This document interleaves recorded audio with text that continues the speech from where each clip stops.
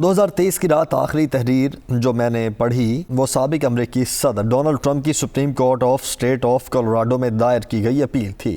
Colorado کے supreme court کی building کے ماتھے پہ عدالت عظمیٰ کا موٹو لکھا ہوا ہے۔ یہ موٹو بلڈنگ کے حصے کے طور پر اسٹرکچر کے اندر شامل ہے۔ پچھلی رات 12:01 پر دھیان دوڑ پیچھے کی طرف اے گردش ایام تو کی جانب چلا گیا۔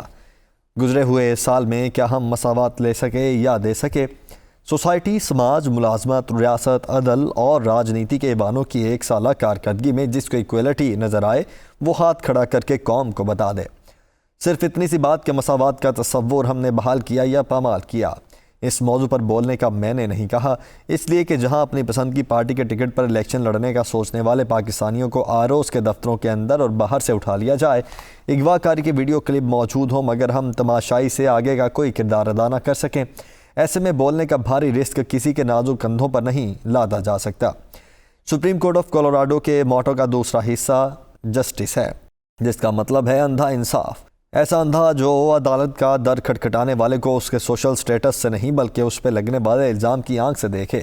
یہ آنکھ نہ بھینگی ہو نہ کانی، تاکہ نہ کسی کی طرف سے منہ پھیرا جا سکے اور نہ کسی کے دل لگایا جا سکے۔ اس موضوع پر آخری حوالہ لاء کا آیا ہے۔ قانون صرف لکھے ہوئے حرف کو نہیں کہا جا سکتا بلکہ لکھے ہوئے حرف کے عملی نفاذ کو رول آف لاء کہا جاتا ہے۔ کیا گزرا ہوا 2023 کا سال پاکستان میں رول آف لاء کا سال تھا؟ اس کا جواب اگر ہاں میں ہے تو پھر ہاں کرنے والے کو دعا دینی چاہیے کہ اسے اگلے سال میں بھی ایسا ہی انصاف نصیب ہو۔ اگر اس کا جواب نہ میں ہے تو پھر 2024 کا پاکستان تبدیل کرنا پڑے گا، جہاں مساوات، انصاف اور قانون کی حکمرانی ہو۔ مافیاز کے راج میں مہذب دنیا کے یہ تصورات خواب نہیں بلکہ سراب سے بھی بدتر ہیں۔ واہگہ بارڈر کے دوسری جانب بھارت کی لوک سبھا نے انڈین پینل کوڈ 1860 والا فرنگی راج کا قانون دفنا دیا۔ اس کی جگہ نیو انڈین کوڈ 2023 پارلیمنٹ نے پاس کیا۔ کرمنل پروسیجر کوڈ 1898 کو بھی تاریخ کی گرد میں اڑا دیا گیا۔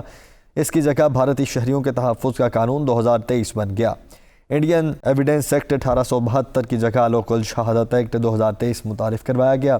اس کے علاوہ 1923 کا بنا ہوا بغاوت کا قانون جو انگریزی راج نے اپنی حکمرانی کے تحفظ کے لیے بنایا تھا، جس کا واحد مقصد اختلافی آوازیں خاموش کروانا تھا، بھارتی لوک سبھا نے اس قانون کو مکمل طور پر منسوخ کر دیا۔ بغاوت کے کالے قانون کو ریپیل کرنے کے لیے جو بل سامنے آیا اس میں کہا گیا کہ اب یہاں جمہوریت ہے، سب کو بولنے کا حق ہے، رائے تلخ ہو یا کڑوی محض بولنے سے کوئی غدار نہیں بن جاتا۔ اپنے ہاں سال 2023 میں قانون میں عام آدمی کے مفاد کی کون سی ریفارمز ہوئیں جن کے ذریعے سے لوگوں کو عزت، آبرو اور تحفظ کا احساس دلایا گیا؟ اگر ریفارمز ہوئی ہیں تو پھر آئین بے بس کیوں؟ نظام انصاف پر عام آدمی کا عدم اعتماد کیوں؟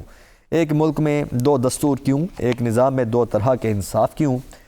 بڑے کے لیے بڑے بڑے پروٹوکول اور چھوٹے کے لیے بڑی بڑی ڈانگیں کیوں؟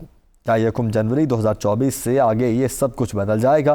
اگر جواب ہاں میں ہے تو 2024 کے سال کو خوش آمدید، اگر نہیں تو کیا پاکستان میں کوئی ایسا تھنک ٹینک، کوئی ایسی درسگاہ، کوئی ایسی لیب موجود ہے جہاں ملک کو اس گمبھیرتا سے نکالنے کے لیے دن رات سوچ بچار کرنے والے بیٹھے ہوں تاکہ 2024 کے پاکستان کا نقشہ اور وے فارورڈ بنایا جا سکے؟